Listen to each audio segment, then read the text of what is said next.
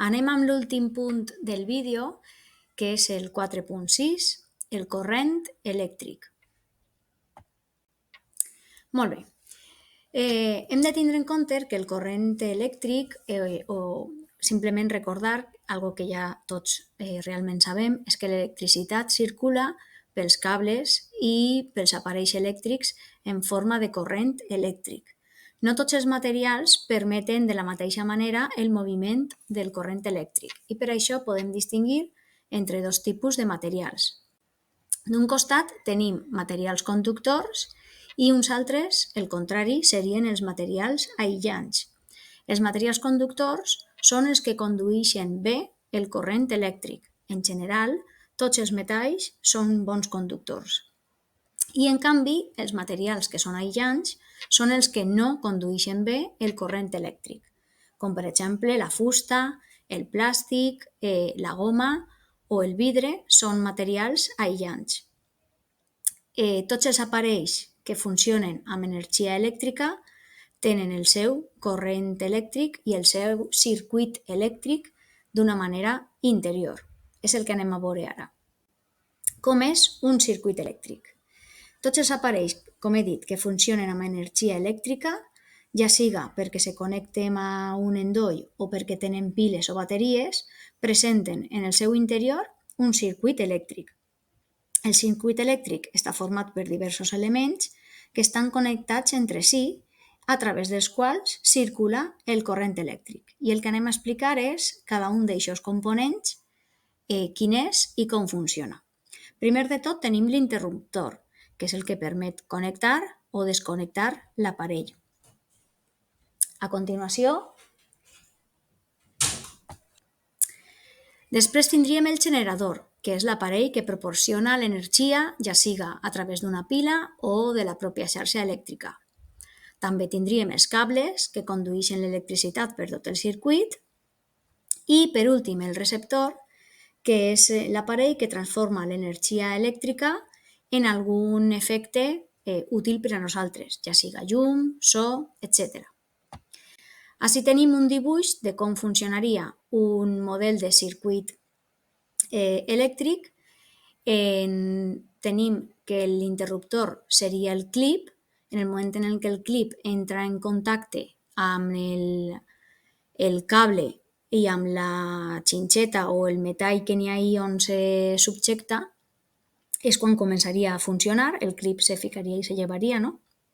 Aguantant-lo d'aquesta xinxeta, en el moment en què el fiquem, comença a funcionar, comença a moure's l'energia. El clip és el corrent elèctric i el generador és la pila. Aleshores, el fiquem en marxa i passa per els diferents cables fins que arriba a les bombetes i ja la bombeta és l'últim pas i ja s'encendrien, el corrent elèctric se transformaria en llum. El que anem a comentar per a finalitzar el vídeo són els problemes que pot tindre l'ús de l'energia, que ja moltes d'aquestes coses ja se les sabeu, i com podem fer un ús sostenible de la mateixa per tal que aquests problemes no se vagin agreujant.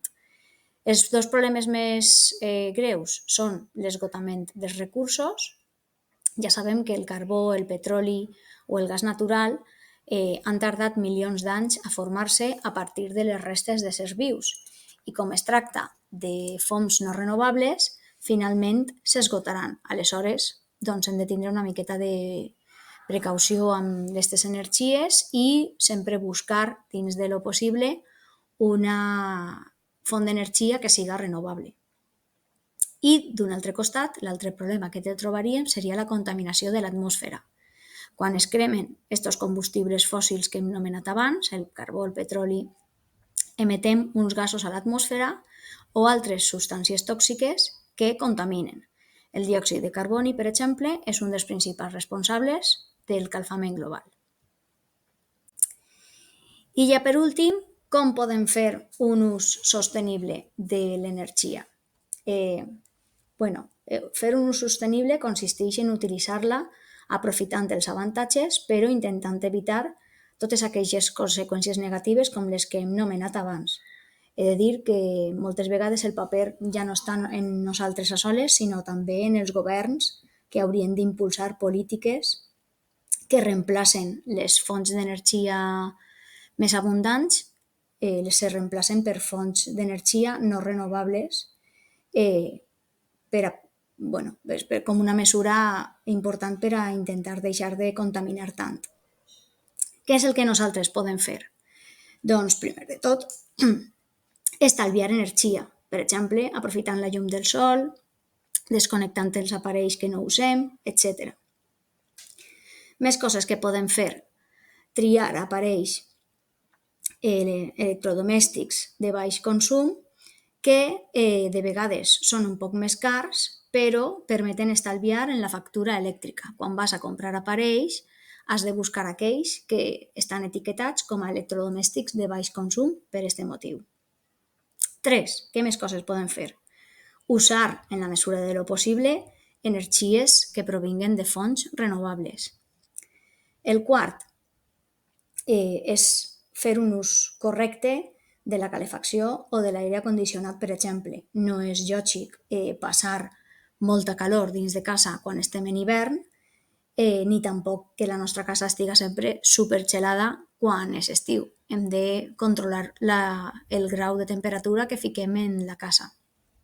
I per últim, reduir també, en la mesura de lo possible, l'ús que se fa d'aquestes energies, com per exemple l'ús del nostre cotxe particular. Si podem anar a un lloc caminant o podem fer ús de la bici o del transport públic, doncs sempre millor que si utilitzem el nostre cotxe personal. Fins ací.